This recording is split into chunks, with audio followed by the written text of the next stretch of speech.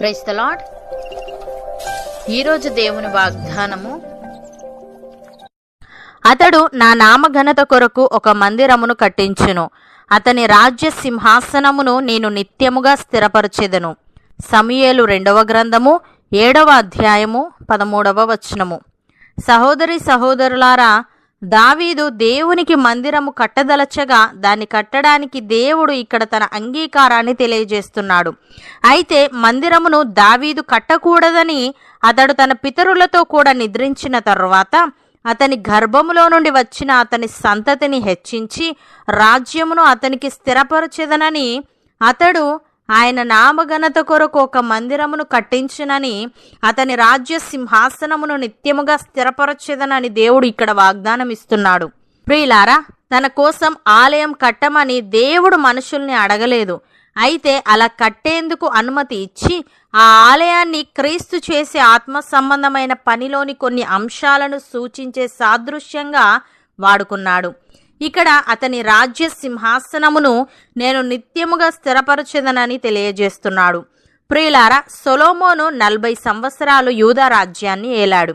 ఆ తర్వాత బబులోను చెరలోనికి వెళ్లేంత వరకు అతని సంతానంలో నుండే పరిపాలన కొనసాగింది.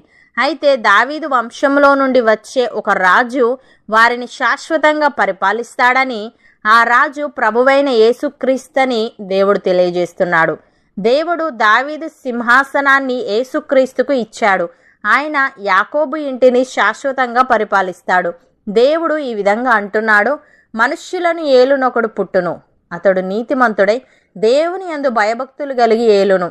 ఉదయకాలపు సూర్యోదయ కాంతి వలెను, మబ్బు లేకుండా ఉదయించిన సూర్యుని వలెను, వర్షము కురిసిన పిమ్మట నిర్మలమైన కాంతి చేత భూమిలో నుండి పుట్టిన లేత గడ్డి వలెను అతడు ఉండును.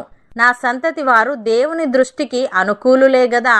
ఆయన నాతో నిత్య నిబంధన చేసి ఉన్నాడు. ఆయన నిబంధన సర్వసంపూర్ణమైన నిబంధనే, అది స్థిరమాయను. దేవునికి పూర్ణానుకూలము, అది నాకు అనుగ్రహింపబడిన రక్షణార్థమైనది. నిశ్చయముగా ఆయన దానిని నెరవేర్చును అని.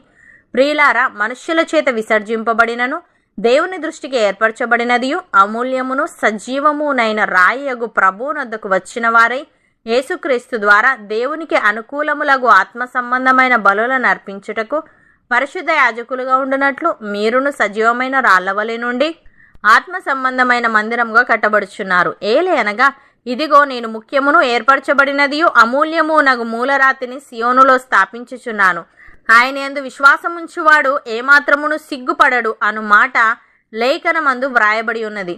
విశ్వసించుచున్న మీకు ఆయన అమూల్యమైన వాడు. విశ్వసింపని వారికైతే ఇల్లు కట్టువారు ఏ రాతిని నిషేధించిరో అదే మూలకు తలరాయి ఆయను, మరియు అది అడ్డురాయు అడ్డుబండయు ఆయను.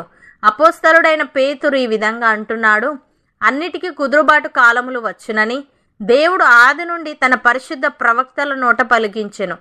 అంతవరకు యేసు పరలోక నివాసి అయ్యుండుట ఆవశ్యకము. మోషే ఇట్లనెను, ప్రభువైన దేవుడు నా వంటి ఒక ప్రవక్తను మీ సహోదరులలో నుండి మీ కొరకు పుట్టించును. ఆయన మీతో ఏమి చెప్పినను అన్ని విషయములలో మీరు ఆయన మాట వినవలెను. ఆ ప్రవక్త మాట వినని వాడు ప్రజలలో ఉండకుండా సర్వనాశనమగుననెను. మరియు సమూయేలు మొదలుకొని ఎందరు ప్రవక్తలు ప్రవచించిరో వారందరూ ఈ దినమును గూర్చి ప్రకటించిరి. ఆ ప్రవక్తలకును దేవుడు అబ్రహాముతో నీ సంతానమందు భూలోక వంశములన్నీ ఆశీర్వదింపబడునని చెప్పి మీ పితరులతో చేసిన నిబంధనకును మీరు వారసులై ఉన్నారు. దేవుడు తన సేవకుని పుట్టించి మీలో ప్రతి వానిని వాని దుష్టత్వము నుండి మళ్లించుట వలన మిమ్మును ఆశీర్వదించుటకు ఆయనను మొదట మీ యొద్దకు పంపెనని చెప్పెను. సహోదరి సహోదరులారా, దేవుని యొక్క స్థిరమైన పునాది నిలకడగా ఉన్నది. ప్రభు తన వారిని ఎరుగును అనునదియు, ప్రభు నామమును ఒప్పుకొను ప్రతి వాడును దుర్నీతి నుండి తొలగిపోవలెను అనునది దానికి ముద్రగా ఉన్నది. గొప్ప ఇంటిలో వెండి పాత్రలను బంగారు పాత్రలను మాత్రమే గాక కర్రవియు మంటివియు కూడా ఉండును. వాటిలో కొన్ని ఘనతకును కొన్ని ఘనహీనతకును వినియోగింపబడును.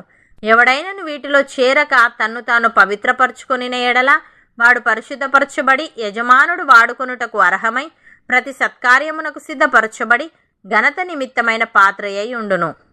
అవును అన్నవారు నాతో పాటు ప్రార్థనలు ఏకీభవించండి. పరిశుద్ధుడా, ప్రేమగల తండ్రి, దావీదు కుమారుడు నీ నామ ఘనత కొరకు ఒక మందిరమును కట్టించునని, అతని రాజ్య సింహాసనమును నిత్యముగా స్థిరపరచెదనని, దావీదు వంశములో నుండి వచ్చే ఒక రాజు వారిని శాశ్వతంగా పరిపాలిస్తాడని, ఆ రాజు ప్రభువైన యేసుక్రీస్తేనని నీవు తెలియజేశావు. తండ్రి నీకు స్తుతులు.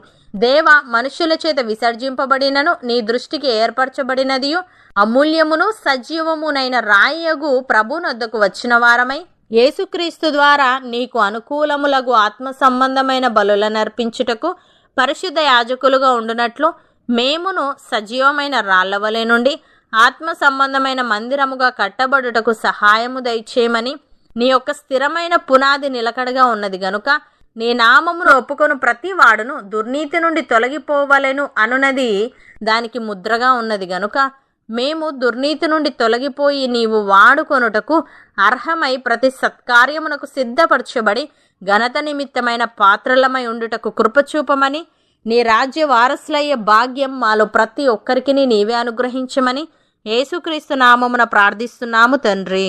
ఆమెన్.